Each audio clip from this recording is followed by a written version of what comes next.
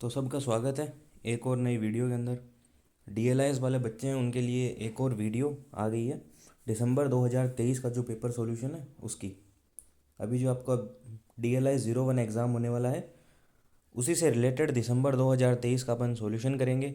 जून 2023 का सॉल्यूशन हो चुका है ऑलरेडी, वीडियो डाल दी गई है। आप देखना चाहें तो आई बटन पे क्लिक करके देख सकते हैं। शुरू करते हैं सॉल्यूशन को बिना किसी टाइम वेस्ट किए। इसमें आपको 100 मार्क्स का ये पेपर है। इसमें 3 सेक्शन आते हैं आपके। पहले सेक्शन में आपको 10 क्वेश्चन करने हैं। तो पहला क्वेश्चन चलते हैं, डिफाइन कोलोबरेटर। भाई सहकारक कौन है? और बहुत लैंग्वेज में अपन क्वेश्चन को डील करते हुए चलेंगे, हिंदी प्लस इंग्लिश के साथ में। सहकारक कौन है? भाई सहकारक की परिभाषा दीजिए। आपके लिए मैं बढ़िया तरीके से आंसर बनवा के अच्छे से, ये देखो एकदम हिंदी और इंग्लिश दोनों में अच्छे तरीके से लाया हूँ। A person or a body associated with a work or its item in a secondary capacity, such as editor, translator, illustrator, compiler, rather than a principal author।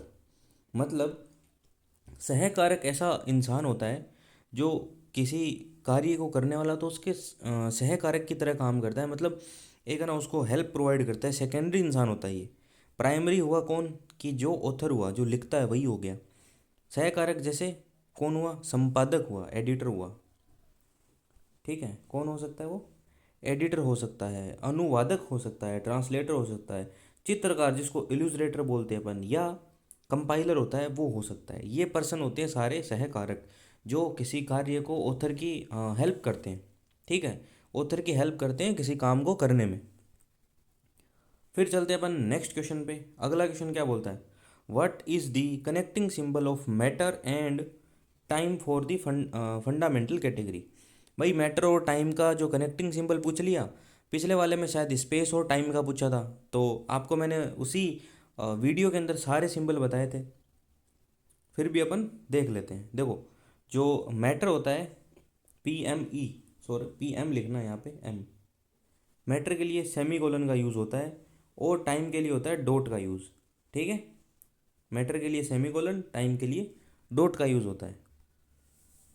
तो अभी भी मैं एक बार वापस आपको आपके साथ डिस्कशन कर लेता हूँ कि किसके लिए क्या यूज़ होता है। देखो पी के लिए होता है, सबसे पहले पर्सनैलिटी की बात करते हैं जिसके लिए अपन यूज़ करते हैं कोमा। ठीक है, उसके बाद में मैटर, मैटर का सेमी कोलन यहाँ लिखा ही है। फिर चलते हैं एनर्जी पे। एनर्जी के लिए होता है PME, एनर्जी के लिए होता है कोलन। ठीक है, कोलन होता है। उसके बाद में चलते हैं अपन स्पेस पे। स्पेस के लिए होता है डॉट और टाइम के लिए होता है सिंगल इन्वर्टेड कोमा। अब यहाँ पे ये टाइम के लिए मैटर एंड टाइम, टाइम के लिए गलत लिख रखा है, यहाँ पे सिंगल इन्वर्टेड कोमा होगा, डॉट नहीं होता। इसको मैं कर देता हूँ ठीक। ठीक है, सिंगल इन्वर्टेड कोमा, डॉट होता है स्पेस के लिए। ये जो मैंने लिखाए हैं इनको याद रखना। पर्सनैलिटी के लिए कोमा, मैटर के लिए सेमी कोलन, एनर्जी के लिए कोलन, स्पेस के लिए डॉट, टाइम के लिए सिंगल इन्वर्टेड कोमा। ये हो गए कोलन क्लासिफिकेशन के सिंबल्स। फिर चलते हैं नेक्स्ट क्वेश्चन पे जो बोलता है what is search name of in catalogue. भाई search name in a cataloguing, भाई सूचीकरण में खोज नाम क्या होता है? सूचीकरण में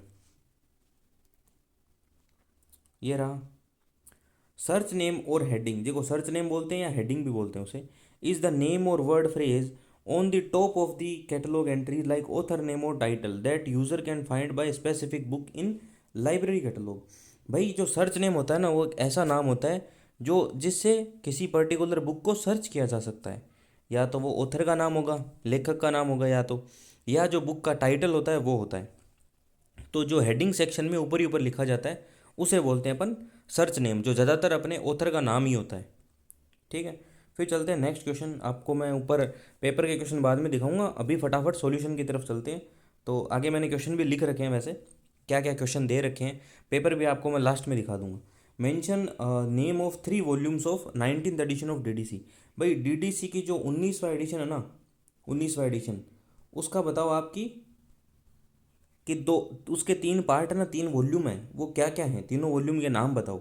एक तो बात DDC कब पब्लिश हुआ था, डीडीसी 19th एडिशन कब आया था, इसकी ईयर बताओगे आप कमेंट करके। मैंने जो पहले वाली वीडियो है उसके अंदर डिस्कस आपके साथ किया था कि 19th एडिशन की ईयर क्या है, तो आप मेरे को ईयर बताओगे कि 19th एडिशन डीडीसी का कब आया था। फिर चलते हैं पहली वॉल्यूम को बोलते हैं इंट्रोडक्शन एंड टेबल्स। भाई पहली वॉल्यूम में इंट्रोडक्शन होता है, टेबल होती है। डीडीसी के अंदर अलग अलग टाइम पे अलग अलग टेबल होती हैं, 6 7 5 ऐसे करके, तो ये टेबल होती हैं। ठीक है, इन टेबलों का नाम क्या है वो भी मैं आपको ब्रीफली ऊपर ऊपर से बता देता हूँ, क्योंकि टेबलों के नाम से भी क्वेश्चन पूछ लेते हैं। ठीक है, तो इसके अंदर टेबल कितनी थी अपने, 7 थी 19वीं एडिशन में, 7 थी टेबल। ठीक है, 7 में से जो पहली टेबल थी ना, जो फर्स्ट वाली टेबल, उसका नाम था स्टैंडर्ड सब डिवीज़न। ठीक है, क्या नाम था उसका, स्टैंडर्ड सब डिवीज़न।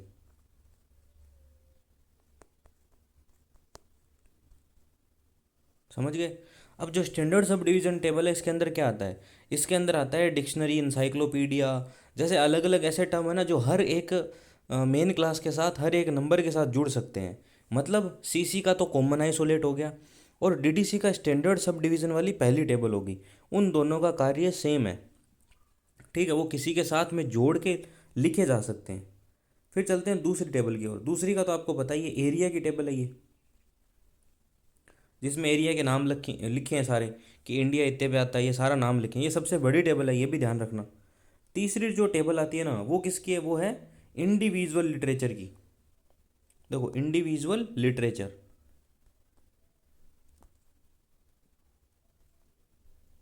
भाई कोई लिटरेचर के नाम है ना, जैसे पोइट हो गया, ड्रामा हो गया, फ्रिक्शन हो गया, ऐसे अलग अलग इंडिविजुअल लिटरेचर के जो फॉर्म्स हैं वो ऑथर के हिसाब से लिखे होते हैं इसके अंदर।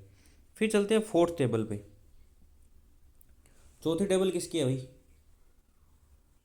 फोर्थ टेबल है आपकी, एक सेकेंड, हाँ, इंडिविजुअल लैंग्वेज। फोर्थ टेबल है इंडिविजुअल लैंग्वेज की। ठीक है, फोर्थ टेबल है इंडिविजुअल लैंग्वेज की। टेबल नंबर जो 5 है ना, वो है racial ethnic group, national group इसकी। देखो, इंडिविजुअल लैंग्वेज, इसमें लैंग्वेज के नाम लिखे हुए हैं सारे, ऐसे मान लो आप, जो अलग अलग भाषा के टाइप होते हैं ना, अलग अलग जो उसके प्रकार होते हैं उनके बारे में लिखा गया है। इसमें रेशियल और एथनिक ग्रुप्स, इसको अपन पीपल की टेबल भी बोलते हैं, नहीं, रेशियल एथनिक ग्रुप की टेबल बोलते हैं इसे अपन। ठीक है, इसके अंदर क्या होता है, इसके अंदर लिखा जाता है कि भाई स्पेसिफिक ग्रुप होते हैं ना, रेस, रेस का मतलब होता है कि आप है ना किस रेस से बिलोंग करते हो, आप काले हो, गोरे हो, आप लैटिन हो, या फिर आप है ना इंडियन हो। तो ये रेस होती है अलग अलग टाइप की, कि भाई इंडियन इंसान है तो इंडियन के लिए अलग कोड मिलेगा इसके लिए। तो ये अलग अलग इंसानों की रेस होती है। मतलब रेस का मतलब है वो किस प्रजाति के हैं एक टाइप से, या इंसानों में कहाँ से बिलोंग करते हैं। फिर छठी टेबल आती है, वो आती है लैंग्वेज की। ठीक है, इसमें आती है लैंग्वेज, स्पेसिफिक लैंग्वेज आती है इसमें। 7 टेबल आती है पर्सन की। बाद में जाके 7 टेबल है ना, जो इसमें फिफ्थ में मिला दी गई थी, फिर ये टेबल बची थी टोटल 6 ही। तो 17th एडिशन में 7 टेबल थी, ऑक्सिलरी टेबल बोलते हैं इनको अपन। जो पहले पार्ट में थी, इंट्रोडक्शन था और टेबल थी। फिर दूसरे पार्ट में आते हैं शेड्यूल्स, जो थे 000 से लेके 999 तक। ठीक है, तीसरी वॉल्यूम आती है, उसमें आते हैं रिफ्लेक्टिव इंडेक्स। रिफ्लेक्टिव इंडेक्स था ना जो, उसमें थी सारी की सारी अल्फ़ाबेटिकल ऑर्डर में बने बनाए क्लास नंबर, कि 020 पे लाइब्रेरी साइंस आता, तो 020 आगे लाइब्रेरी साइंस। आप एल पे जाओगे, एल पे आपको लाइब्रेरी साइंस मिलेगा, उसके आगे कोड लिखा हुआ मिलेगा 020। मतलब बने बनाए कोड यहाँ पे लिखे गए थे। तो ये तीनों वॉल्यूम के बारे में ऊपर ऊपर से बात होगी अपनी डीडीसी की। फिर चलते हैं नेक्स्ट क्वेश्चन पे। अगला क्वेश्चन बोलता है, name the 3 types of links associated with chain procedure. भाई चेन प्रोसीजर में 3 टाइप की लिंक का नाम बताओ। वैसे 4 होती हैं पर इन्होंने 3 ही पूछी हैं। पहली होती है short link, unshort link, false link और मिसिंग लिंक। ठीक है, मिसिंग लिंक ऑल्सो है कंसेप्ट। भाई 4 होती हैं प्राइमरली वैसे तो, पर मिसिंग लिंक भी एक लिंक होती है। जो शॉर्ट लिंक होती है ना, उससे तो यूज़र होता है ना जो, वो फाइंड करता है चीज़ों को। मतलब जो ऐसी कड़ी होती है जो पाठक द्वारा पुस्तक खोजने की संभावना होती है, मतलब पाठक के द्वारा उस हेडिंग के ऊपर पुस्तक खोजी जा सकती है, ऐसी संभावना होती है। अनशॉर्ट लिंक होता है, उसमें कोई संभावना नहीं होती सर्चिंग की। मतलब ये ऐसी कड़ी है जिसमें कोई है ना खोज के लिए उपयोगी नहीं होती। संभावना कम होती है या उपयोगी नहीं होती। फिर आता है फॉल्स लिंक। फॉल्स लिंक कौन सी होती है? जिसमें कोई कनेक्टिंग सिंबल लगा हो, है ना, अगर कोई अर्थ नहीं होता हो और किसी, है ना, योजक चिन्ह से उसका अंत होता हो। जैसे वी डॉट लिख दूँ मैं आप सिर्फ, या क्यू डॉट लिख दूँ, तो इससे आपको क्या समझ में आएगा? या क्यू के आगे कॉलन लगा दूँ, तो जिससे, है ना, सिंबल का एंड होता है ना, उसको बोलते हैं अपन फॉल्स लिंक। मिसिंग लिंक ऐसी होती है जिसमें बीच में से कोई लिंक अगर अपन छोड़ देते हैं, उसको बोलते हैं मिसिंग लिंक। जैसे वर्ल्ड लिखा, फिर इंडिया लिख दिया सीधा, इंडिया के बाद राजस्थान लिख दिया, तो वर्ल्ड के बाद एशिया खा गए बीच में, तो वो एक मिसिंग लिंक हो जाती है कि वहाँ पे कुछ कड़ियाँ छूट गई। फिर चलते हैं नेक्स्ट क्वेश्चन पे। Mention the name of table 1 in DDC. भाई ये देख लो, मैंने ऊपर अभी आपको टेबल बताया, नीचे नाम पूछ लिया, तो इसका होता है स्टैंडर्ड सब डिवीज़न। ये इस टेबल का नाम होता है। हिंदी वाले बच्चे हो, इंग्लिश वाले हो, आपको नाम तो स्टैंडर्ड सब डिवीज़न लिखना है। ये मानक उप विभाजक ये भी लिख सकते हो, पर बाकी मेरे हिसाब से ये लिखोगे तो ज़्यादा नंबर मिलने के चांसेस हैं आपको। फिर इसमें क्या आते हैं? डिक्शनरी, इंसाइक्लोपीडिया, पीरियोडिकल्स, ऐसे सब्जेक्ट आते हैं जिनको अपन जोड़ सकते हैं किसी भी क्लास के साथ। जैसे रिलीजन की डिक्शनरी, जैसे फिजिक्स की डिक्शनरी, जैसे मैथ की डिक्शनरी। डिक्शनरी तो भाई किसी की भी हो सकती है। इंसाइक्लोपीडिया भी किसी का हो सकता है। पीरियोडिकल भी किसी के हो सकते हैं, भाई समसामयिकी आते हैं ना जो, किसी की भी हो सकती है। पत्रिकाएँ किसी की भी हो सकती है। तो इसमें आती हैं ये चीज़ें। फिर चलते हैं नेक्स्ट क्वेश्चन पे। What do you mean bye international bibliography? भाई अंतर्राष्ट्रीय जो ग्रंथ सूची है उससे आप क्या समझते हैं? इंटरनेशनल बिब्लियोग्राफी होती है वो लिस्ट ऑफ बुक होती है जो पब्लिश होती हैं various countries covering the specific subject globally regardless of language and place of the publication. मतलब ऐसी एक बिब्लियोग्राफी, एक लिस्ट होती है जो बुक पब्लिश होती हैं हर कंट्री में, कहीं भी, कैसे भी, किसी भी लैंग्वेज में। तो ये जितनी भी ओवरऑल द वर्ल्ड में कहीं भी पब्लिश हो रही है ना बुक, उनका क्या होता है? एक लिस्ट होती है एक। ठीक है, अंतर्राष्ट्रीय ग्रंथ सूची होती है दुनिया में कहीं भी देशों में, विभिन्न देशों में प्रकाशित होने वाली जो पुस्तकें होती है संबंधित, उनके बारे में बताती है। फिर चलते हैं नेक्स्ट क्वेश्चन पे। What do you understand by mixed notation? भाई मिक्स नोटेशन से आप क्या समझते हो? Pure notation, mix notation, notation के बारे में, उसकी विशेषताएं, ब्रेविटी होती है, सिंपलिसिटी होती है, सारा मैंने आपको समझाया हुआ है पिछली वीडियो में। जरूर देखना, आप उसको स्किप मत करना। Mix notation used in combination of different characteristics. भाई अलग अलग टाइप की विशेषताओं को मिला के यूज़ करने पर जो नोटेशन यूज़ करते हैं वो होता है मिक्स नोटेशन। ये इसका एग्जांपल कोलन क्लासिफिकेशन है। जैसे मैंने 0 1 2 3 उठा लिया, ABCD भी उठा लिया, फिर कोई सिंबल है जैसे कोलन, सेमी कोलन, वो भी उठा लिया, तो इन सब का यूज़ करके अगर मैं नोटेशन कर रहा हूँ तो उसको बोलते हैं मिक्स नोटेशन। मतलब एक से अधिक विशेषता वाले सिंबल, योजक चिन्ह वगैरह प्रयोग करने को ही अपन क्या बोलते हैं? Mix notation. और प्योर नोटेशन में सिर्फ एक ही प्रकार की विशेषता वाले योजक चिन्ह यूज होते हैं। ठीक है, आगे आपको समझ में बात? ये लिखा है हिंदी के अंदर। फिर चलते हैं next question. What is consolidated index? भाई कंसोलिडेटेड इंडेक्स क्या होता है? समय की समेकित अनुक्रमणिका क्या होती है? देखो, consolidated index combines the multiple separate index like author, title, subject entries into a single alphabetical sequence for easier searching. भाई जो कंसोलिडेटेड इंडेक्स होता है इसका मतलब होता है कि जो ऑथर की एंट्री है, या टाइटल है, या सब्जेक्ट है, इन सबको एक जगह ही कंबाइन कर देना। फिर इन सब का जितना भी सबको कंबाइन किया, पहले अक्षर के आधार से डिक्शनरी की तरह ABCD वाइज अल्फ़ाबेटिकल ऑर्डर में जमा देना, इसी को बोलते हैं कंसोलिडेटेड इंडेक्स। कई अलग अलग अनुक्रमणिका जैसे लेखक, शीर्षक या विभिन्न सूची को एक ही वर्णमाला क्रम, मतलब अल्फ़ाबेटिकल क्रम के अंदर मिला देना ही उसको क्या बोलते हैं? कंसोलिडेटेड इंडेक्स बोलते हैं। ठीक है, फिर चलते हैं नेक्स्ट जो फाइनल क्वेश्चन आपका ए सेक्शन का। इंटर लाइब्रेरी लोन क्या होता है? भाई IIL के बारे में बताओ। ILL के बारे में बताओ, इंटर लाइब्रेरी लोन के बारे में। Is a service where library borrows books and other material from another library on behalf of the user because of the requiring library do not own its own item. मतलब अगर user कोई book मांगता है, जैसे किसी library से किसी user ने बुक की डिमांड की और वो बुक उस लाइब्रेरी के पास नहीं है, तो दूसरी लाइब्रेरी से वो बुक क्या लेगा? उधार पे लेगा, एक टाइप से लोन पे लेगा। उसे बोलते हैं इंटर लाइब्रेरी लोन। मतलब आपस में जो लाइब्रेरी हैं, दो या दो से अधिक लाइब्रेरी मिल के आपस में रिसोर्सेज, बुकों का, किताबों का, प्रिंटर का, कंप्यूटर का, किसी भी प्रकार का शेयरिंग करती हैं आपस में। शेयरिंग इज़ केयरिंग, शेयरिंग करती हैं, उसे ही बोलते हैं अपन इंटर लाइब्रेरी लोन। आ गया समझ में? अब आपको मैं पेपर से क्वेश्चन दिखा देता हूँ अपन ने जो अभी भी क्वेश्चन ख़त्म किए उनके बारे में। डीडीसी के 3 वॉल्यूम बताओ, कर दिया अपन ने क्वेश्चन। फिर बताओ 3 टाइप की कोई लिंक बताओ। चेन प्रोसीजर किसने दिया था, एस आर रंगनाथन ने दिया था। इसके बारे में अपना मेंशन पूरा हो चुका है। टेबल बताओ, सारी टेबल के बारे में बता दिया मैंने आपको। फिर बताओ what do you mean bye international bibliography, इसमें लिस्ट होती है सारी बिब्लियोग्राफीज़ की।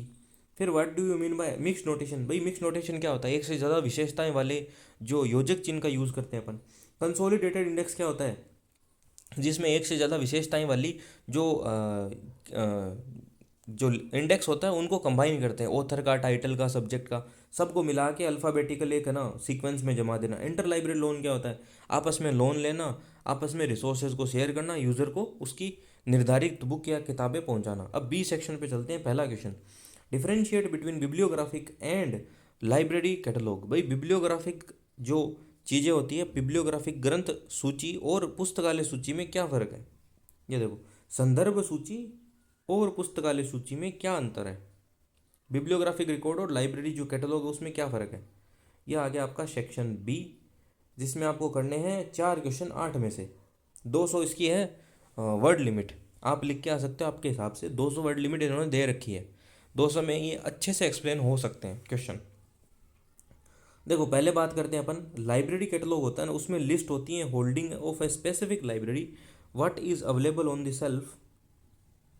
ठीक है, जो लाइब्रेरी के पास क्या है, लाइब्रेरी के पास कौन सी बुक अवेलेबल है सेल्फ पे, वो होती है लाइब्रेरी कैटलॉग। और जो बिब्लियोग्राफी होती है ना, it is a list of books on a specific subject और by any author regardless of where the library is, where the book are located.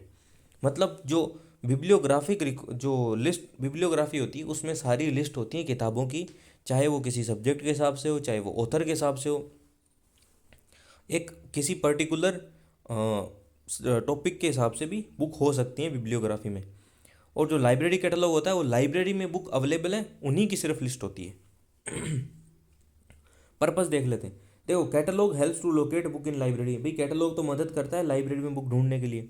और जो बिब्लियोग्राफी होती है ना, वो acknowledgement the source and suggestion for further reading. भाई bibliography में आप फिजिक्स की बिब्लियोग्राफी में जाओगे, आप देखोगे थर्मोडाइनमिक्स नाम से कोई टॉपिक है, या कोई भी है ना, कोई ताप का कोई टॉपिक है, कोई हीट का या लाइट का टॉपिक है, उसकी बुक देख रहे हो, उससे रिलेटेड बुक भी आपको उसके आगे पीछे लिखी हुई मिलेगी। वहाँ जाके आप वो वाली बुक भी देख सकते हो कि भाई हाँ, इस टॉपिक पे एक और बुक है तो मैं ये भी पढ़ना चाहूँगा। ठीक है, तो ये इसमें आगे सजेस्ट करता है कि भाई आगे भी आप और क्या क्या पढ़ सकते हो। फिर arrangement, the catalogue are arrange in to find books on self.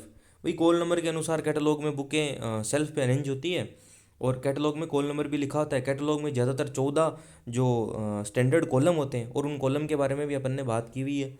और जैसे आपको अभी कॉलम सारे मैंने जो समझाए थे अभी देखने, तो BLI 05 की जो मैंने वीडियो डाली ना अभी, आपकी तो DLI है, और जो मैंने अभी BLI जो अभी लेटेस्ट अभी वीडियो डाली थी BLI की 05 की, उसमें मैंने अब भी आपको बताया था कि कैसे इसमें कैटलॉग के अंदर कॉलम वगैरह होते हैं। सॉरी, कैटलॉग के कॉलम नहीं, मैंने एक्सर्शन रजिस्टर के कॉलम बताए थे, और कैटलॉग के बारे में ये बताया था कि उसमें कैसे कैसे चीज़ें अपन डील करते हैं उसके अंदर। ठीक है, ये थोड़ा सा मिस्टेक हो गया, मैंने आपको कॉलम 14 कैटलॉग के बता दिए, वो एक्सर्शन रजिस्टर के थे, सॉरी है ना, कभी कभी हो जाता है। फिर चलते हैं bibliography are often arrange by author और डेट। भाई बिब्लियोग्राफी या तो ऑथर के अनुसार या डेट के अनुसार अरेंज होती है। सिंपल सी बातें हैं, 4 बातें 3 बातें हैं, ये लिख के आना, अच्छे से नंबर मिलेंगे। अगला question, what are the what are the benefits of devices in colon classification. Devices का बेनिफिट क्या क्या है, अलग अलग जो डिवाइसेस यूज़ हुई है ना, उनका बेनिफिट क्या क्या है कॉलन क्लासिफिकेशन के अंदर। डिवाइसेस कौन कौन सी हैं, जैसे क्रोनोलॉजिकल डिवाइस, ज्योग्राफिकल डिवाइस, या सब्जेक्ट डिवाइस, या सुपर इम्पोजिशन डिवाइस, ऐसे डिवाइस होते हैं। वैसे तो ये 6-7 हैं, पर जो मेन मेन है ये वही हैं। तो वो क्या क्या काम में आते हैं, उनसे क्या क्या फ़र्क पड़ता है, और उसकी क्या विशेषताएं, उससे क्या फ़ायदा होता है, ये पूछा है अपने को। पहला तो होता है ऑटोनोमी। ऑटोनोमी क्या है, स्वायत्तता। स्वायत्तता होता है भाई जिसमें क्लासीफायर होता है। जो क्लासीफायर किसे बोलते हैं भाई, क्लासीफायर उसे बोलते हैं जो क्लासिफिकेशन स्कीम को काम में लेके कॉल नंबर देता है। क्लासीफायर होता है लाइब्रेरियन। और क्लासिफिकेनिस्ट कौन होता है, जो क्लासिफिकेशन स्कीम को बनाता है, जैसे रंगनाथन जी। तो जो क्लासीफायर होता है वो कंस्ट्रक्ट करता है number for new topics without waiting for new addition.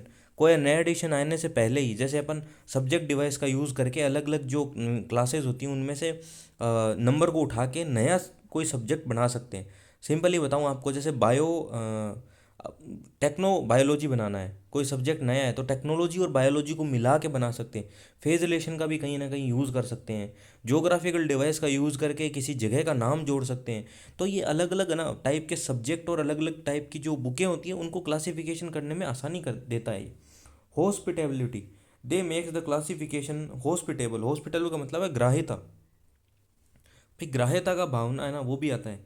Meaning new subjects are easily to be added in the existing sequence. भाई अभी का जो सीक्वेंस चल रहा है, अभी के जो एग्जिस्टिंग सब्जेक्ट हैं उनके अंदर भी नए सब्जेक्ट जोड़े जा सकते हैं इसकी मदद से। फिर है निमोनिक। निमोनिक क्या होता है भाई? हेल्प है ना, ईजी टू रिमेंबर। भाई निमोनिक का मतलब होता है easy to remember, remembering the code. जैसे 44 होता है इंडिया का, ऑलवेज मीन इंडिया, मतलब 44 हमेशा इंडिया का ही रहेगा। आप कहीं भी सीसी के अंदर कहीं भी 44 लिखोगे एक साथ तो वो इंडिया का कोड ही होगा। ठीक है, अगर आप उसके साथ स्पेस का अगर सिंबल यूज़ कर रहे हो तो, अगर सिंबल आप दूसरा लगा के 44 किसी और चीज़ का है तो वो ले रहे हो तो वो अलग बात है। ये हो गई भाई इसकी कुछ डिवाइसेस की बेनिफिट्स हो गए। हिंदी में भी लिखे हुए हैं नीचे कि भाई जैसे सीसी में 44 का मतलब हमेशा भारत ही होता है, ठीक है, उसी प्रकार। फिर है right the merits of the chain procedure. भाई चेन प्रोसीजर की जो गुण है ना उनके बारे में बताओ। अवगुण नहीं पूछा, सिर्फ गुण ही पूछा है। तो गुण देखते हैं अपन। पहला तो economy, it saves times and money as a heading is divided directly from the classification number. भाई जो चेन प्रोसीजर होता है ना उससे अपन देते हैं उसकी हेडिंग। किसकी हेडिंग देते हैं? जो भी सब्जेक्ट है उसको हेडिंग देते हैं, एक ऐसी हेडिंग जो कि यूज़र के द्वारा आसानी से सर्च की जा सकती हो। जैसे मैं लिख दूँ आपको कि वर्टिब्रेड के अंदर जाके कोई, जैसे ह्यूमनोसेपियंस लिख दिया मैंने, ह्यूमनोसेपियंस, वो नाम है ह्यूमन का, इंसान का। वहाँ पे आप इंसान लिखा हुआ ज़्यादा समझोगे या ह्यूमनोसेपियन ज़्यादा समझोगे? तो इंसान लिखा हुआ ज़्यादा समझोगे। वैसे ही एक सिमिलर सिंपल टर्म देना जिससे यूज़र सर्च कर सकें, तो उसको बोलते हैं अपन चेन प्रोसीजर से जो सब्जेक्ट हेडिंग बनती है ना, ये divide subject heading from the class number. जो क्लास नंबर होता है उससे सब्जेक्ट हेडिंग बनाते हैं अपन। इसके बारे में अपन डिस्कस करेंगे। जैसे अभी ये PYQ जो माफिया चैनल है आप उस पर देख रहे हो सारी वीडियोस वगैरह, एक लाइब्रेरी LIS माफिया नाम से भी अपना ही चैनल है, उसके ऊपर अपन कंसेप्ट करेंगे। जैसे CC स्टार्ट करेंगे तो CC के अंदर क्या होता है, कैसे प्रैक्टिकल होता है, जैसे आपको प्रैक्टिकल वाली क्लासें हैं ना वो वहाँ मिल जाएंगी। उसमें क्या क्या चीज़ें होती हैं, कैसे होती हैं, अभी नहीं डाली हैं मैंने, थोड़े दिनों में डाल दूंगा। उसके ऊपर अपन डिस्कशन अच्छे से करने वाले हैं कि भाई कैसे कैसे प्रैक्टिकल होता है, कैसे CC यूज़ होती है, कैसे DDC यूज़ होती है। फिर जो डेप्थ के और नॉलेज हैं, कंसेप्ट है, लाइब्रेरी साइंस का जो सब्जेक्ट है उसमें नॉलेज, अलग अलग जो यूनिट आती हैं, UGC नेट का भी सिलेबस अपन पूरा कर देंगे, ठीक है, उसमें अच्छे से करेंगे अपन। फिर है जो कंसिस्टेंसी है, जैसे different catalogue will likely derive the same subject heading in same book. भाई अगर डिफरेंट डिफरेंट कैटलॉगर है ना, अलग अलग जने भी कैटलॉगिंग कर रहे हैं तो सेम सब्जेक्ट हेडिंग से सेम ही बुक का सेम सब्जेक्ट हेडिंग बनाएंगे वो, अगर चेन प्रोसीजर का यूज़ करेंगे तो। क्योंकि स्टेप बाय स्टेप आते हैं, जो short link, unshort link, missing link, ये अपन ने पढ़े थे ना, ये उसी के अंदर आते हैं। और फिर आता है सिम्बायोसिस, जो बोलता है it link the catalogue and classification scheme efficiently. If the class number is correct the subject heading will be correct. मतलब क्लास नंबर सही है तो क्लासिफिकेशन और जो कैटलॉगिंग है ना, उन दोनों के बीच में ये एक लिंक टाइप से काम करता है, एक कड़ी के रूप से ये काम करता है। क्या? Chain procedure. किसने दिया था? SR रंगनाथन ने दिया था। ये भी आप लिख के आओगे साथ में। नेक्स्ट क्वेश्चन पे चलते हैं। Describe the qualities of good notation. भाई अच्छी नोटेशन की क्या क्या क्वालिटीज़ हैं, ये भी अपन ने पहले डिस्कस किया हुआ है, वापस कर लेते हैं। ब्रेविटी होनी चाहिए। ब्रेविटी का मतलब होता है संक्षिप्तता, मतलब छोटा से छोटा होना चाहिए वो। The class number should be short as possible, easily write. भाई छोटा से छोटा होना चाहिए, बड़ा नहीं होना चाहिए। बुक का नाम है कोई कि India in the new era of twenties या इंडिया इन ट्वेंटीज़, ऐसे कुछ करके बड़ा सारा कुछ नाम है कि भारत का फिलहाल का जो भी अर्थव्यवस्था, भारत की अर्थव्यवस्था 2026 के अंदर, ऐसे बड़ा सारा टाइटल है।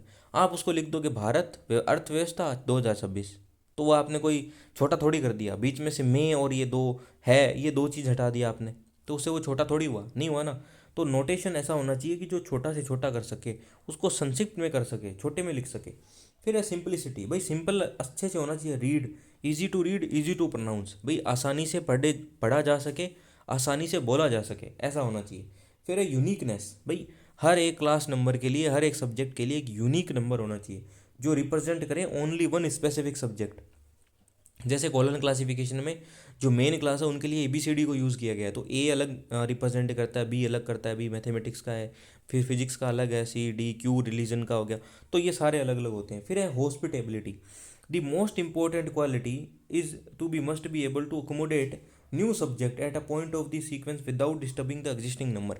इसका मतलब है कि किसी भी टाइम के ऊपर नए सब्जेक्ट को भी जोड़ना बिना अभी जो सीक्वेंस चल रहा है उसको डिस्टर्ब किए, मतलब अभी सीक्वेंस चल रहा है उसको डिस्टर्ब किए बिना, अभी के नंबरों को छेड़े बिना नया चीज़ भी अपन जोड़ सकें। जैसे एम टी नंबर या एमटिंग, जो एम टाइम डिजिट होती है ना, जीरो और जेड, उनकी बात कर रहा है ये। कुछ है ना अंक खाली छोड़ दिए जाते हैं, कुछ चीज़ें ऐसी रख दी जाती हैं जिससे आप नया अंक भी जोड़ सकें। चलो फिफ्थ क्वेश्चन हो गया, सिक्स्थ पे चलते हैं। Discuss the various section of a book and index entry. भाई जो बुक इंडेक्स एंट्री है ना उसके सेक्शन बताओ। पहले बात तो बुक इंडेक्स एंट्री आती किस में, ये आती है क्लासिफाइड कैटलॉग कोड में, ट्रिपल सी में। और ये किस टाइप की एंट्री, एडेड एंट्री है। भाई बुक इंडेक्स एंट्री एक टाइप की एडेड एंट्री है जो कि कैटलॉग कार्ड होता है उसके पीछे की जाती है। वैसे अपन नॉर्मली ऐसे बताते हैं, पर मेन एंट्री के बाद में एडिट एंट्री होती है, वो होती है बुक इंडेक्स एंट्री। इसमें क्या क्या सेक्शन आते हैं बुक इंडेक्स एंट्री में, देखो ऑथर की, कोलैबोरेटर की, या जो सीरीज़ है ना उसकी होती है। मतलब टाइटल और ऑथर या सब टाइटल के अलावा अगर कोई और भी अगर बुक को लिख रहा है, कोई और भी कंट्रीब्यूट कर रहा है बुक के अंदर, तो उसकी एंट्री करना, एक एडिशनल एंट्री करना।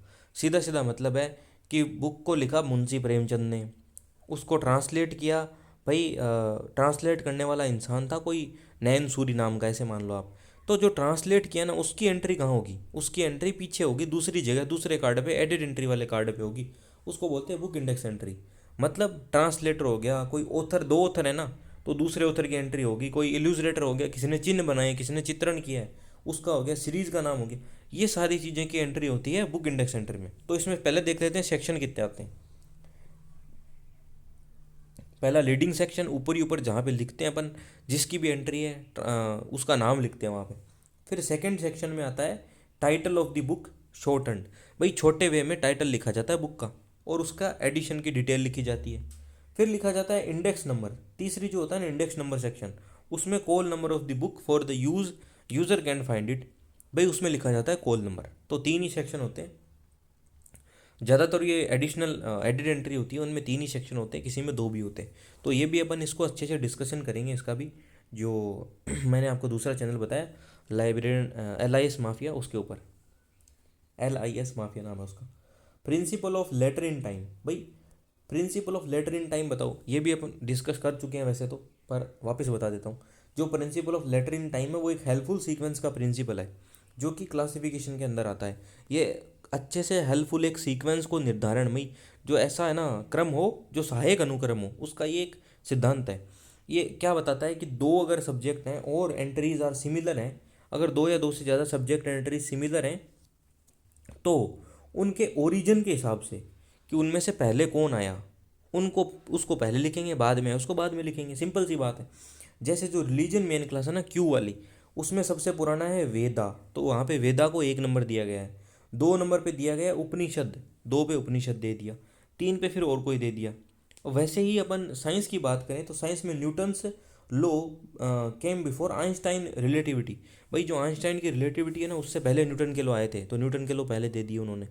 तो यही बात है, जो पहले आया उसको पहले लिख दो, जो बूढ़ा है उसको ऊपर लिख दो, जो नया उसको बाद में लिख दो।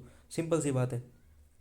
फिर चलते हैं, what do you mean by author catalogue. भाई ऑथर कैटलॉग से आप क्या समझते हो।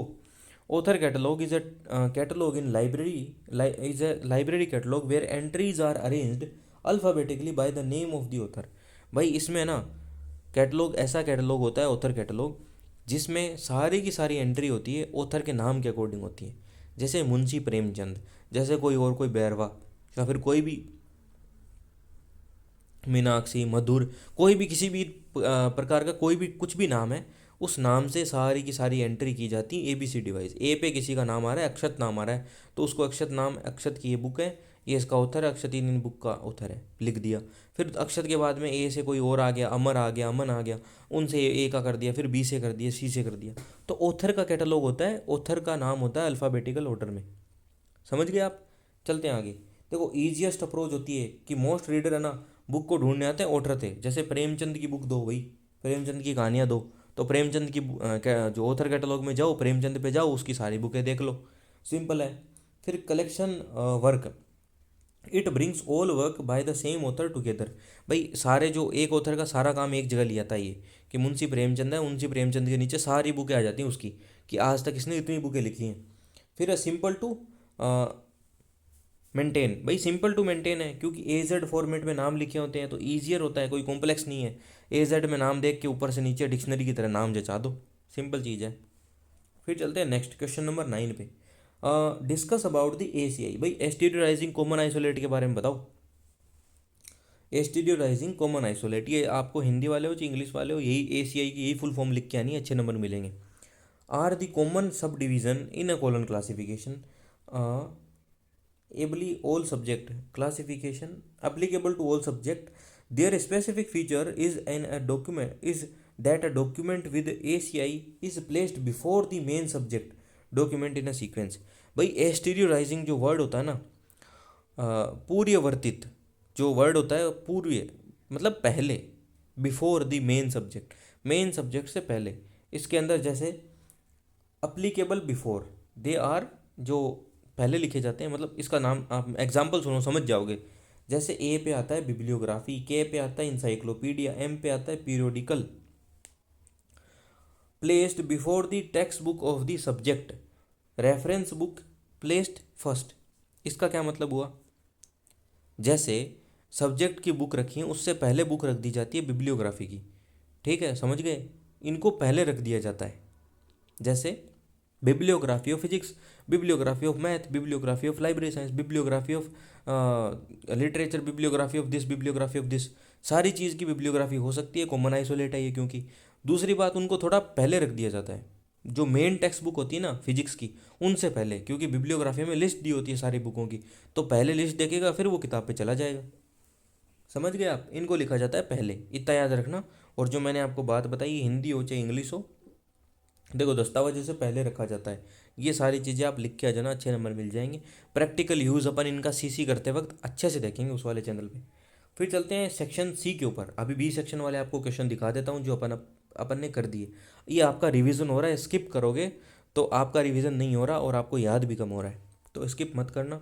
मैं अगर क्वेश्चन बोलूँ तो आप सोचना कि इसके बारे में क्या बताया था, क्या क्या याद रहा है। तो डिफरेंट बिटवीन बिब्लियोग्राफी और जो लाइब्रेरी कैटलॉग है उसके बारे में डिफरेंट देखे थे अपन ने। What are the benefit devices, devices का क्या बेनिफिट है? इजी होता है, नया सब्जेक्ट आ सकता है, नई चीज़ें ऐड करने में आसानी देता है, और जैसे नई एडिशन लॉन्च हो रहा है उससे पहले भी अपन कुछ ऐड कर सकते हैं, ऐसी चीज़ें इसमें आई थी डिवाइसेस के अंदर। जोग्राफिकल डिवाइसेस, इसमें एग्जांपल लिख के आना आप, है ना, कि chronological device, geographical device, subject device, super imposition device, ऐसे 5-6 एग्जांपल लिख के आना।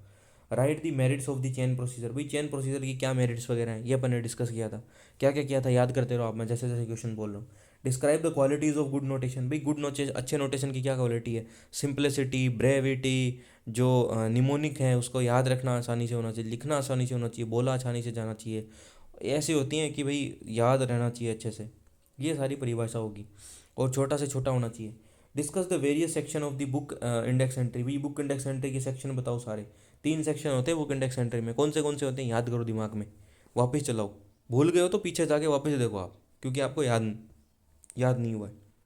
मेरे को तो याद है, मैं बोल के अभी बता दूंगा पर बताऊंगा नहीं, क्योंकि आप पीछे जाके देखोगे वापस तो आपको अच्छे से याद हो पाएगा।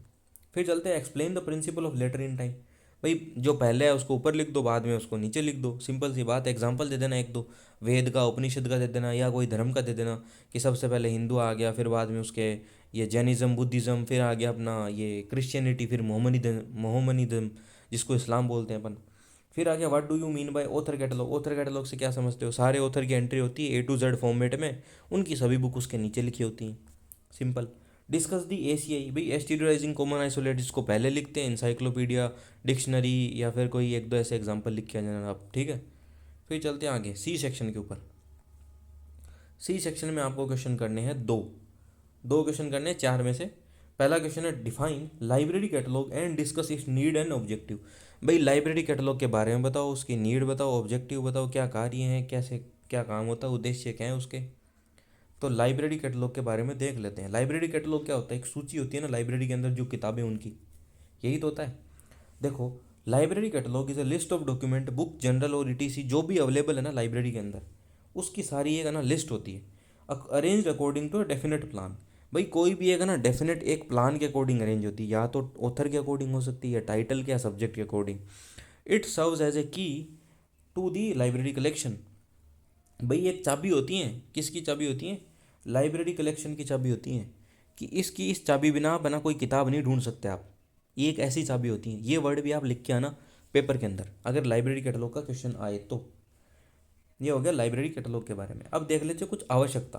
भाई साइज ऑफ दी कलेक्शन, भाई बहुत बड़ा कलेक्शन होता है मॉडर्न लाइब्रेरी में, हज़ारों बुकें होती हैं, उनको ढूंढा कैसे जाए? एक लिस्ट की मदद से ढूंढा जाए, ढूंढने में आसानी होगी। फिर memory limitation, library can not remember every book. भाई लाइब्रेरियन तो याद नहीं रख सकता कि फ़लाँ फ़लाँ फ़लाँ बुक कहाँ पड़ी है, नहीं याद रख सकता ना चार चार पाँच पाँच हज़ार बुकों को। तो इसके लिए एक लिस्ट होती है। फिर टाइम सेविंग, भाई समय बचाती है, रीडर का भी बचाती है, स्टाफ का भी बचाती है। बुक जल्दी से ढूंढ के दे देते हैं आपको, आपका भी टाइम बच गया, स्टाफ का भी बच गया। फिर आता है ऑब्जेक्टिव, भाई क्या क्या उद्देश्य हैं इसके।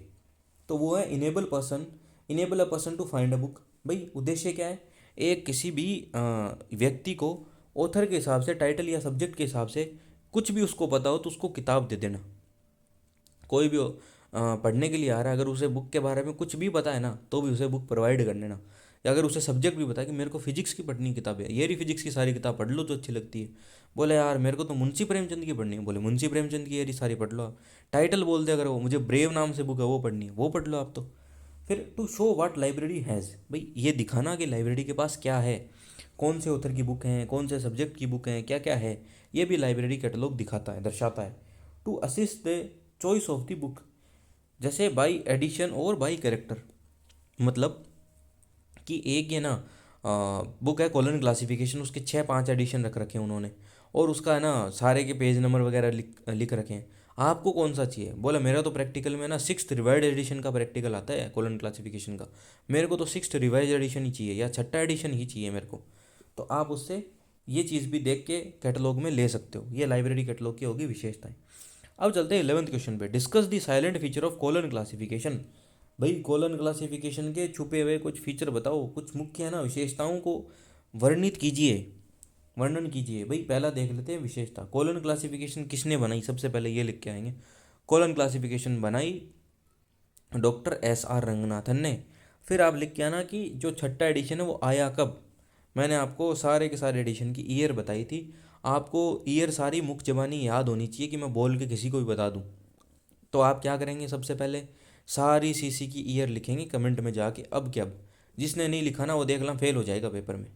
ठीक है, सारे के सारे आपको ईयर लिखने ही पड़ेंगे। फिर चलते हैं अपन ना कि इसकी विशेषताएं देखते हैं कुछ। तो छठे की कौन सी ईयर है रिवाइज एडिशन की, वो भी आपको लिखनी है, और इसी का प्रैक्टिकल आएगा आपको। कुछ भी पूछ सकता है पेपर के अंदर वैसे तो, पर सिक्स एडिशन की ईयर तो आपको याद ही होनी चाहिए मिनिमम।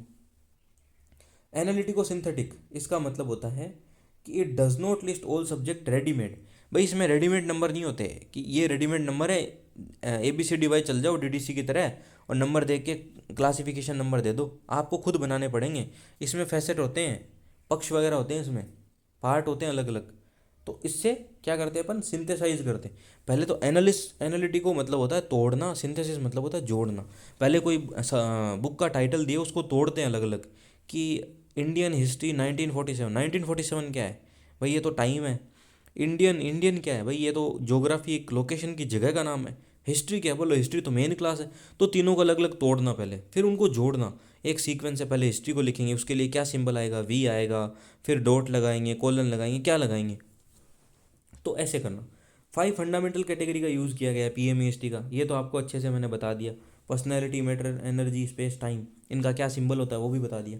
फिर फैसेट फार्मूला का यूज़ हुआ है। हर मेन क्लास से पहले ना फैसेट फार्मूला लिखा है। अगर किसी को भूल भी जाए ना कि PMEST कौन सा पहले लिखूँ कौन सा बाद लिखूँ, तो उसके लिए फैसेट फार्मूला दे रखा है हर मेन क्लास से पहले। उसके बाद है मिक्स नोटेशन। भाई मिक्स नोटेशन का यूज़ हुआ है, number, letter, symbol, Greek number, punctuation mark, अलग अलग सिंबल लेटर का यूज़ हुआ है, जिससे अपन डेप्थ के अंदर क्या कर सकते हैं, नोटेशन कर सकते हैं, डेप्थ के अंदर किसी सब्जेक्ट का नाम दे सकते हैं। फिर है फेज रिलेशन। फेज रिलेशन तो अच्छे से डिस्कस किया हुआ ही है, जैसे साइकोलॉजी 4 टीचर्स, अगर 4 लगाए तो कौन सा फेज रिलेशन होगा, मैंने आपको ये भी बताया है। फिर चलते हैं निमोनिक। सेम नंबर ऑफन में means the same thing in different topic, जैसे कि कुछ चीज़ें ऐसी होती हैं जो हर एक में सेम होती है। एक इसमें आप लिख सकते हो कॉमन आइसोलेट भी, कि कॉमन आइसोलेट का यूज़ किया गया है डिक्शनरी, डायरेक्टरी, इंसाइक्लोपीडिया, इन चीज़ों के लिए जो जो चीज़ें कॉमन आती है ना हर सब्जेक्ट के अंदर, उनके लिए एक अलग कोड दे दिया गया है, और सारे सब्जेक्ट के साथ वो कोड लिखो आप तो, और वो कॉमन हो जाएगा उसके साथ। फिर चलते हैं आगे। What do you mean bye notation, notation से आप क्या समझते हैं, उसके वेरियस फंक्शन बताओ नोटेशन के। नोटेशन क्या होता है भाई, notation is a system of short hand symbol. भाई नोटेशन इज शॉर्ट हैंड, ये बात किसने कही थी, नोटेशन को शॉर्ट हैंड किसने बोला था, ईसी रिचर्डसन ने बोला था, ये आपको पता ही है, शायद मैंने पहले किसी क्लास में भी आपको ये पूछा था, हाँ शायद मैंने पूछा था। फिर इसमें नोटेशन की बात करें, नोटेशन होता क्या है, किसी भी बड़े टाइटल को या सब्जेक्ट के नाम को एक छोटे ऑर्डिनल नंबर में लिख देना, एक छोटे, एक है ना एब्रिज्ड फॉर्म में, एक है ना छोटे से फॉर्म में लिख देना। हिस्ट्री, हिस्ट्री कितना बड़ा वर्ड है, 6-7 अक्षरों का वर्ड है, उसको वी लिख दिया, वी से समझ गए भाई, वी क्रिएट हिस्ट्री, वी से क्या होता है, हिस्ट्री होता है, याद रह गया, और समझ भी गए कि वी पे हिस्ट्री आता है। वैसे ही तो notation represent a subject classification scheme, it translate the name of the subject, भाई जो नाम होता है ना सब्जेक्ट का, उसको ट्रांसलेट कर देता है कोड लैंग्वेज में, कोड बना देता है। मिलिट्री वाले यूज़ करते हैं ना जैसे कोड, कि एक है ना लेटर पे कोड लिख के देंगे कुछ XYZ करके, डॉट सिंबल कोमा मार कुछ भी लिखा होगा, आपको समझ नहीं आएगा क्या लिख रखा है, पर जैसे ही वो आगे जाएगा उसको डी कोड करेगा, फिर समझेगा कि इसका मतलब तो ये था कि सतर्क रहो, ऐसे कुछ। फिर इसके कुछ कार्य समझ लेते हैं भाई।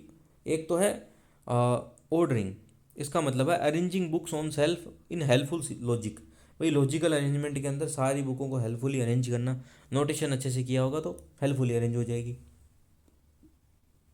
फिर है indexing, it serves as a link between alphabetical index and shelf arrangement, भाई सेल्फ अरेंजमेंट और अल्फ़ाबेटिकल इंडेक्स के बीच में एक लिंक की तरह काम भी करता है ये। फिर है mechanisation, it makes the retrieval of book mechanism won't need to read the title, just follow the number, भाई सीधा आपके पास नंबर है, नंबर पे जाओ, अगर किसी रीडर ने आपको बुक वापस दी है, वो पढ़ने गया वापस दे दिया आपको, अब आप उसको रखोगे कैसे, आप ऐसे ढूंढोगे फिजिक्स सब्जेक्ट है, फिजिक्स वाले अलमीरा पे जाऊँ, कुछ नहीं देखना, जिसकी जो रीढ़ की हड्डी होती है ना, बुक की स्पाइन होता है, उस पर देखो, देख के देखो कि भाई इसमें तो ना वी लिखा है ऐसे, फिर आगे ये कोड लिखा है, तो वी वाले कोड की अलमीरा के पास जाओ, उसमें सीधा बुक रख दो जहाँ पे आपको जो नंबर के अकॉर्डिंग सही लोकेशन है उस पर, तो बुक को रखने में भी आसानी देता है ये। फिर है insertion, insertion, it allows new subject to be inserted easily into the existing list, भाई एग्जिस्टिंग लिस्ट है उसके अंदर भी इंसर्ट किए जोड़े जा सकते हैं, कोई और नए सब्जेक्ट आ रहे हैं उनको भी, ये सारा लिखा है हिंदी के अंदर। फिर चलते हैं आगे, discuss the merit and demerit of card form catalogue, भाई जो कार्ड कैटलॉग होता है ना, कार्ड कैटलॉग का मेरिट और डीमेरिट बताओ, उसकी विशेषताएं बताओ, उसकी खामियां बताओ कार्ड कैटलॉग की। तो कार्ड कैटलॉग होता है ना, वो कॉमन फिजिकल फॉर्मेट होता है कैटलॉगिंग का, फिजिकल फॉर्म होता है, कार्ड होता है एक कितने बाई कितने का, 12.5 x 7.5 का या सेंटीमीटर का कार्ड होता है, उसके ऊपर सारी डिटेल लिखी जाती है, कुछ इस प्रकार से वो कार्ड दिया होता है ऐसे। आपके प्रैक्टिकल भी होगा आगे जाके, ऐसे ये कार्ड होता है, इस पे यहाँ पे कॉल नंबर वगैरह आते हैं, फिर यहाँ पे है ना ऑथर, वो क्या बोलते हैं ऑथर का नाम वगैरह आता है, फिर यहाँ पे टाइटल लिखा जाता है, सब टाइटल, यहाँ पे कुछ note vote extension number page number, कौन ऑथर है क्या है सीरीज़ है। फिर अगर ACR की बात करें तो यहाँ पे एक्सटेंशन वो लिखा जाता है, नंबर लिखा जाता है। तो ये सारा होता है आपका कार्ड कैटलॉग। इसकी देख लेते हैं पहले पहले गुण, गुण और अवगुण देखना है, गुण और दोष, पहले गुण देखते हैं। फ्लेक्सिबिलिटी, भाई फ्लेक्सिबिलिटी है, कार्ड होगा ना अगर, उसमें जाओ, card can be inserted anywhere any time, the catalogue always be up to date, भाई कार्ड है जो कैबिनेट ट्रे होती है ना कार्ड वाली, उनको आप खींच के निकालो, उसमें से कार्ड डालो, बीच में अगर कोई दूसरी बुक गुम गई कुछ और हो गया तो उसका निकाल दो, नया कार्ड डाल दो, तो ईजी होता है अपडेट करना। एक्सेसिबिलिटी, भाई मल्टीपल यूज़र यूज़ कर सकते हैं, जैसे रजिस्टर एक्सेशन रजिस्टर हो गया, या फिर कोई है ना रजिस्टर जो कैटलॉग हो गया उसकी बात करें अगर, तो उसको सिर्फ एक यूज़र काम में ले सकता है, पर इसमें different different user different drawer हैं, अलग अलग है ना, एक बड़ी सारी टेबल होती है, उसके ड्रॉवर होते हैं बहुत सारे, तो उनको अलग अलग यूज़र काम में ले सकते हैं। आपको फ़ोटो दिखाऊंगे इसकी मैं, जो कार्ड कैबिनेट होता है उसकी फ़ोटो, एक सेकंड रुको अभी दिखाता हूँ। कुछ इस प्रकार के कार्ड जो कैबिनेट होते हैं उसके ड्रॉवर होते हैं। जैसे आपको इस फोटो में दिख रहा है, ये बहुत सारे कैबिनेट होते हैं ऐसे, ठीक है। इन कैबिनेट के अंदर अलग अलग यूज़र, मल्टीपल यूज़र जा जाके अलग अलग कैबिनेट को खोल खोल के देख सकते हैं। ये देखो आप, ठीक है। एक फ़ोटो भी मैं आपको डाल दूंगा बाद के अंदर, ठीक है। आगे चलते हैं अपन नेक्स्ट क्वेश्चन के ऊपर। फिर अगला क्वेश्चन, अगला पॉइंट क्या कहता है, गुण कि ड्यूरेबिलिटी। भाई एक तो है ना मोटा गत्ता होता है, वो ड्यूरेबल होता है, ख़राब नहीं होता जल्दी से, अच्छी क्वालिटी का होता है, लास्ट लॉन्गिंग कई दिनों तक चलता है, कई सालों तक चलता है। गाइड कार्ड, जैसे टू मेक ईजियर और फास्ट, कार्ड लगा होता है पहले से, कार्ड बने बनाए आते हैं पीछे से, उनके अंदर एंट्री भरनी होती है सिर्फ, तो ईजी होता है और फास्टर होता है, जल्दी से कर सकते हैं। वैसे ऑनलाइन वाले तरीके और फास्ट भी होते हैं, पर ये कुछ गुणों के अंदर आते हैं। फिर अवगुण की बात करें, अगर दोष की बात करें, तो स्पेस, जो मैंने आपको अभी ट्रे दिखाई थी ना, उनमें क्या लगता है, स्पेस लगता है, उनमें जगह घेरते हैं वो, तो फ्लोर का जो स्पेस है ना वो बहुत सारा, वो स्पेस यूज़ में होता है। दूसरा कॉस्ट, भाई अगर कैबिनेट की कॉस्ट देखें, कार्ड की कॉस्ट देखें, तो सारी चीज़ें एक्सपेंसिव महंगी होती हैं। फिर आ गया स्लो यूज़, भाई only one person can use one drawer at a time. हाँ एक और बात, जैसे कार्ड कैबिनेट के अंदर ये है कि बहुत सारे ड्रॉवर लगे होते हैं, अलग अलग यूज़र हर ड्रॉवर को यूज़ कर सकते हैं, पर एक ड्रॉवर को एक टाइम पे एक यूज़र यूज़ कर सकता है, एक ड्रॉवर को तीन चार जने यूज़ नहीं कर सकते। फिर आ गया portability, it can not be movable easily taken out for the library. भाई ये ना अलग अलग जगह पे जाके इसको ना मूव नहीं किया जा सकता लाइब्रेरी में। एक जगह बहुत सारा बड़ा एक ना कार्ड का जो कैबिनेट बना होता है बहुत बड़ा, उसके अंदर सारे कार्ड होते हैं, उसमें से निकाल निकाल के यूज़ में करो उसको, कहीं है ना आज यहाँ पे कल वहाँ पे, तो कहीं ले जा नहीं सकते उसको। फिर चलते हैं ख़त्म, हाँ। तो आपके ये हो गए 13 के 13 क्वेश्चन ख़त्म। अभी एक रिवीजन कर देता हूँ फटाफट, आज तो जल्दी कर दिया अपन ने, 46 मिनट 47 मिनट हुए हैं। अभी आपको मैं एक बार रिवीजन कर देता हूँ सी सेक्शन का, जिसमें आया है define library catalogue, discuss the need merit. Library catalogue क्या होता है, कैसे होता है, ऑथर के अकॉर्डिंग, टाइटल के अकॉर्डिंग, सब्जेक्ट के अकॉर्डिंग सारी एंट्रीज दी होती हैं। इससे अपन एक ना गाइड होता ही है, एक चाबी होती है लाइब्रेरी कलेक्शन की होता है लाइब्रेरी कलेक्शन का, ये वाला वर्ड लिख के आना। लाइब्रेरी कैटलॉग के बारे में और भी चीज़ें लिख देना कि भी लिस्ट होती है, ऐसे ऐसे ढूंढ सकते हैं अपन, किसी भी यूज़र को कोई भी अगर नाम पता हो, ऑथर का, सब्जेक्ट, टाइटल कुछ भी पता हो तो ढूंढ सकता है सारी, फिर उसकी चीज़ें लिख देना आप अच्छे से। फिर चलते हैं silent feature of the colon classification 6th edition. इसमें क्या लिखोगे साइलेंट फीचर में, कि भाई इसमें मिक्स नोटेशन का यूज़ हुआ है, इसके अंदर जो नए नए सब्जेक्ट जोड़ सकते हैं अपन, हॉस्पिटेबल स्कीम है ये, एनालिटिको सिंथेटिको है कि एनालिसिस करते हैं फिर सिंथेसिस करके पीएमईएसटी के अकॉर्डिंग फंडामेंटल कैटेगरी दी गई है अपने। और इसमें क्या लिख सकते हो, कॉमन आइसोलेट हो गया, डिफरेंट टाइप के डिवाइसेस यूज़ हुए, जोग्राफिकल डिवाइसेस, जो क्रोनोलॉजिकल डिवाइसेस है, सब्जेक्ट डिवाइस है, सुपर इम्पोजिशन डिवाइस है, वो यूज़ हुआ है। और भी आप चीज़ लिख सकते हो, रंगनाथन ने बनाया था, ये 5 एडिशन है, 6th एडिशन में रिवाइज एडिशन इस ईयर आया था, 1963 में आया था, ठीक है। मैंने 6ठे रिवाइज का तो आपको बता ही दिया, आप सारे एडिशन के ईयर लिखना, देख लेना, नहीं लिखोगे पेपर में फेल हो जाओगे, अभी से बोल रहा हूँ आपको मैं। फिर चलते हैं नेक्स्ट, अगला क्वेश्चन क्या था, what do you mean bye notation. भाई नोटेशन से आप क्या समझते हैं, अंकन से क्या समझते हैं। अंकन में क्या होता है भाई, अंकन में कोई बड़ा टाइटल उसको छोटे फॉर्म में कर देते हैं, कोड भाषा में कर देते हैं अपन, कोडेड लैंग्वेज में, एक ऑर्डिनल नंबर में कर देते हैं, ठीक है। उसको समझने के लिए इसकी कुछ कुछ है ना, इसके जो नोटेशन के जो अच्छी चीज़ें हैं ना वो देख लेते हैं, एडवांटेज जो कैरेक्टरिस्टिक्स हैं, जैसे ब्रेविटी होनी चाहिए नोटेशन के अंदर, सिंप्लिसिटी होनी चाहिए, छोटा होना चाहिए, आसान होना चाहिए, बोलने में अच्छा, शॉर्ट होना चाहिए, अच्छे से बोला जा सके, लिखने में सरल होना चाहिए नोटेशन, अंकन, ठीक है। ये चीज़ें होगी अंकन के बारे में। फिर चलते हैं merits and demerit of the card form of the catalogue. Card catalogue होता है 12.5 x 7.5 की साइज़ होती है उसकी। उसमें मेरिट क्या लिखोगे आप, कि भाई अपडेट करने में आसानी होती है, पूरी एक कैबिनेट उसको अलग अलग यूज़र काम में ले सकते हैं। और इसमें लिख सकते हो कि भाई आप अगर अच्छा कार्ड यूज़ करें तो लंबे समय तक कार्ड चलते हैं। दूसरा, बने बनाए कार्ड आते हैं तो लिखने में, एंट्री करने में आसान होते हैं। फिर अगर डीमेरिट की बात करें, अगर कि उसके ना अवगुण या दोष क्या हैं, तो उसके आप उसके अंदर लिख सकते हो कि एक ड्रॉवर है तो एक ड्रॉवर को एक यूज़र यूज़ करेगा, उसको दो तीन यूज़र नहीं कर सकते यूज़ में। फिर यह है कि ये कार्ड फॉर्म है, इसको अलग अलग जगह रोज़ाना हिला के कहीं ले जाया नहीं जा सकता, एक जगह ही पड़ा रहेगा, वहीं पे यूज़ करना होगा। फिर दूसरा है कि अगर बहुत सारा कलेक्शन नया नया आ रहा है तो उसके अंदर ऐड करने में थोड़ी दिक्कत होती है, ज़्यादा लिखना पड़ता है, ठीक है। ये सारी चीज़ें होगी कार्ड फॉर्म की। दूसरा, एक्सपेंसिव भी होता है, कार्ड आ गया, कैबिनेट आ गया, ड्रोवर आ गया, काठ की लकड़ी की इतनी सारी चीज़ें बनाओगे आप, इतना सारा करोगे तो ये महंगा भी होता है। तो ये हो गया अपना पेपर का डिस्कशन कंप्लीट। आपको ये पीडीएफ नीचे मिल जाएगी, लिंक एक मिलेगा डिस्क्रिप्शन में या कमेंट बॉक्स में, जाके आप लिंक पे क्लिक करके पीडीएफ डाउनलोड कर सकते हो। और सॉल्यूशन के लिए मिलते रहेंगे अगले वीडियो में। सब्सक्राइब करके जाना भाई अच्छे से ना, आपके लिए मेहनत चल रही है अच्छी वाली, तो सब्सक्राइब भी करके जाना है। जल्दी से जल्दी अपने को कंप्लीट करने हैं 2000 सब्सक्राइबर फटाफट, तो आप सब्सक्राइब करके जाना।